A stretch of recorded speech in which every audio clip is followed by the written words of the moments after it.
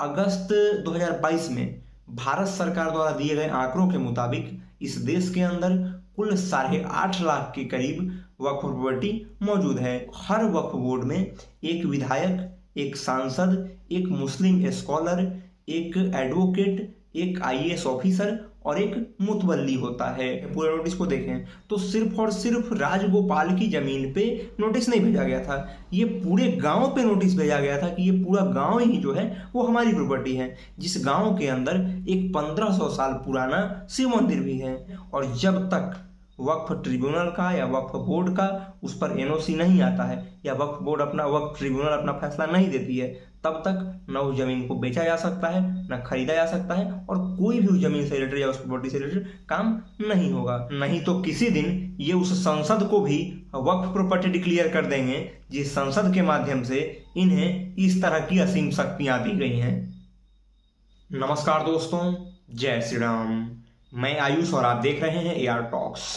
आज के वीडियो में हम लोग चर्चा करेंगे वक्फ बोर्ड के बारे में, वक्फ प्रॉपर्टी के बारे में, वक्फ प्रॉपर्टी से जुड़ा हुआ तमिलनाडु से जो नया मामला सामने आया है उसके बारे में, और वीडियो के आखिर में हम लोग इन सब चीज़ों के कानूनी पहलुओं को समझने की कोशिश करेंगे। यानी हम लोग चर्चा करेंगे वक्फ प्रॉपर्टी एक्ट 1995 के कुछ सेक्शंस के बारे में। तो वीडियो को शुरू करते हैं, और शुरू करने से पहले आपसे निवेदन है कि वीडियो में आखिरी तक बने रहें, और अगर आपको ये वीडियो पसंद आता है तो वीडियो को लाइक करें, ज़्यादा से ज़्यादा लोगों तक शेयर करें, और अगर चैनल पे नए हैं तो सब्सक्राइब कर लें। तो चलते हैं वीडियो की तरफ। सबसे पहले अगर हम लोग बात करें वक्फ प्रॉपर्टी की, तो कोई भी चल या अचल संपत्ति जिसको अल्लाह के नाम पे डोनेट किया गया हो, अल्लाह के नाम पे रजिस्टर किया गया हो, या किसी धार्मिक कार्य के लिए दिया गया हो, या फिर मुस्लिम समुदाय के उत्थान के लिए, उनके वेलफेयर के लिए डोनेट किया गया हो, ऐसी सारी संपत्तियों को वक्फ प्रॉपर्टी कहा जाएगा। या फिर अगर भविष्य में ऐसी चीज़ें होती हैं तो उनको भी वक्फ प्रॉपर्टी कहा जाएगा। अगस्त 2022 में भारत सरकार द्वारा दिए गए आंकड़ों के मुताबिक इस देश के अंदर कुल 8.5 लाख के करीब वक्फ प्रॉपर्टी मौजूद है, जिसमें सबसे ज़्यादा यूपी के अंदर है। चाहे वह मस्जिदों की बात करें, मदरसे हो गए, या फिर ईदगाह हैं, कब्रिस्तान हो गए, इन सारी चीज़ों को मिलाकर और इन सारी चीज़ों को, इन सारे प्रॉपर्टीज़ को वक्फ प्रॉपर्टी माना जाता है। अब इतनी सारी प्रॉपर्टीज़ हैं तो इनको चलाने के लिए एक बोर्ड होगा, और इस बोर्ड को वक्फ बोर्ड कहा जाता है, जो हर स्टेट में, लगभग हर स्टेट में मौजूद है, जिसकी संख्या भी 32 है। मतलब देश के अंदर, भारत के अंदर कुल 32 वक्फ बोर्ड मौजूद हैं जो कि स्टेट लेवल पे काम करते हैं। अब अगर बात करें कि वक्फ बोर्ड के अंदर होता कौन कौन है, तो हर वक्फ बोर्ड में एक विधायक, एक सांसद, एक मुस्लिम स्कॉलर, एक एडवोकेट, एक आईएएस ऑफिसर और एक मुतवल्ली होता है, और ये सारे मुस्लिम होंगे।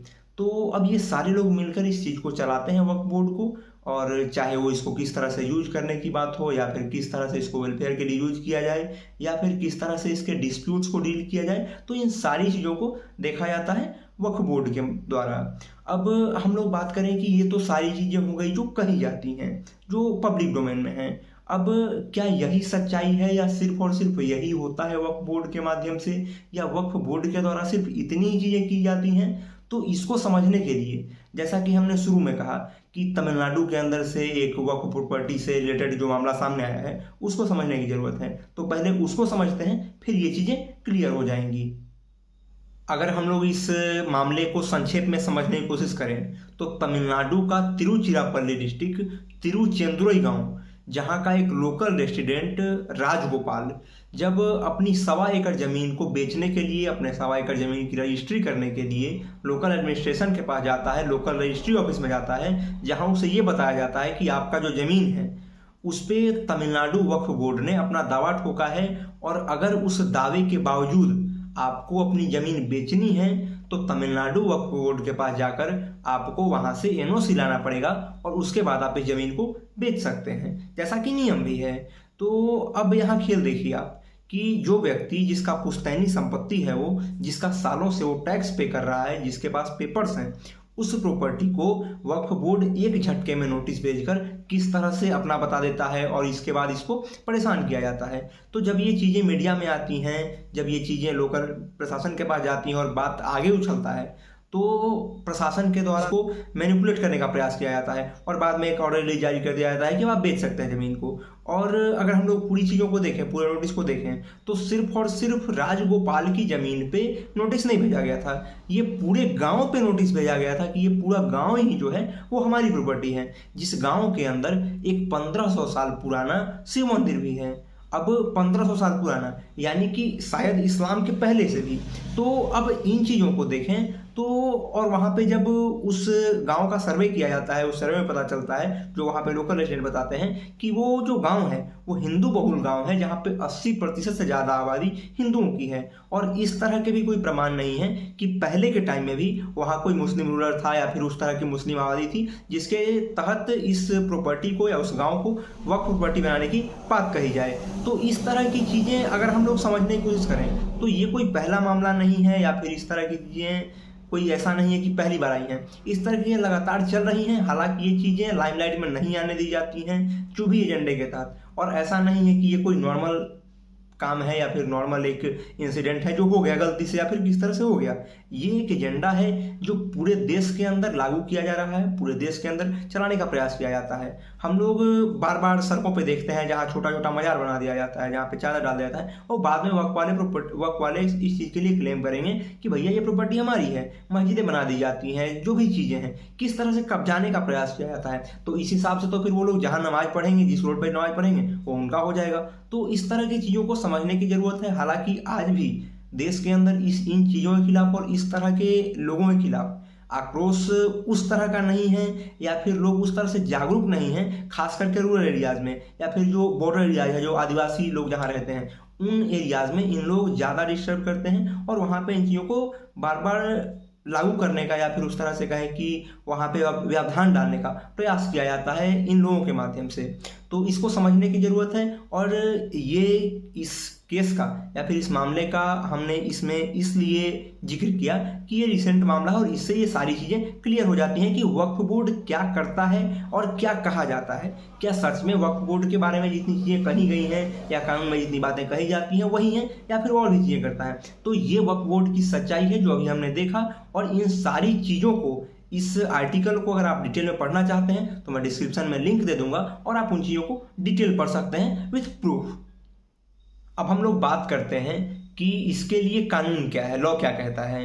तो वक्फ प्रॉपर्टी एक्ट 1995 के धारा 40 के मुताबिक वक्फ बोर्ड को ये अधिकार है कि अगर कोई भी XYZ प्रॉपर्टी, अगर वक्फ बोर्ड को लगता है कि ये हमारी प्रॉपर्टी है तो वो खुद से ही उसकी जांच करके और लोकल एडमिनिस्ट्रेशन को नोटिस भेज देगा कि वो प्रॉपर्टी जो है वो हमारी है।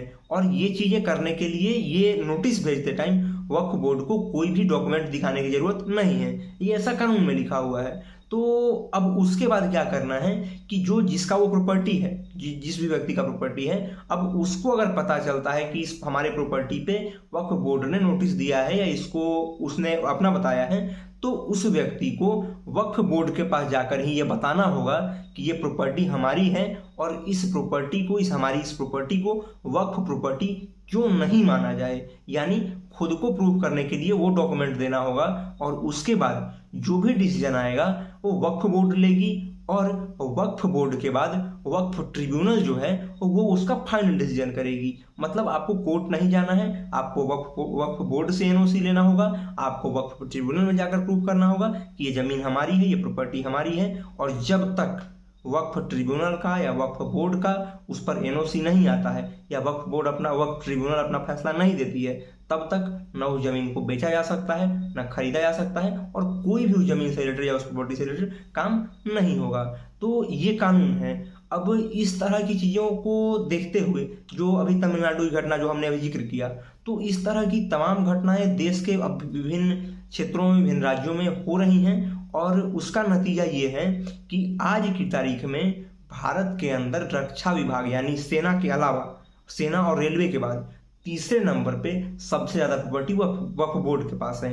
तो इन चीज़ों को रोकने की ज़रूरत है, क्योंकि इस तरह की चीज़ें अगर लगातार चलते रहेंगी, बहुत लोग तो इस कानून को जानते भी नहीं हैं, इस वजह से ये और समस्याएं बढ़ती हैं। जैसे आदिवासी क्षेत्रों में जाए या रूरल एरियाज में चले जाएं तो उन्हें पता नहीं होता है कि ये चीज़ें क्या है और इस तरह की चीज़ों से क्या असर पड़ेगा। तो इसका एक उल्टा असर, या यूं कहें कि इसका एक व्यापक परिणाम देखने को मिल सकता है निकट भविष्य में या आने वाले भविष्य में। तो इस तरह की चीज़ों को रोकने की जरूरत है और इस कानून को तत्काल प्रभाव से हटाया जाना चाहिए। और जो भी इस तरह की प्रॉपर्टीज को गैर कानूनी तरीके से कब्जाया गया है वक्फ बोर्ड के द्वारा, या फिर इस तरह की जो भी प्रॉपर्टीज हैं उनकी जांच की जानी चाहिए। नहीं तो किसी दिन ये उस संसद को भी वक्फ प्रॉपर्टी डिक्लेयर कर देंगे जिस संसद के माध्यम से इन्हें इस तरह की असीम शक्तियां दी गई हैं। तो इन्हीं बातों के साथ अपने आज के इस वीडियो को यहीं पे अंत करते हैं। मिलते हैं किसी नए वीडियो के साथ, तब तक के लिए धन्यवाद। जय श्री राम।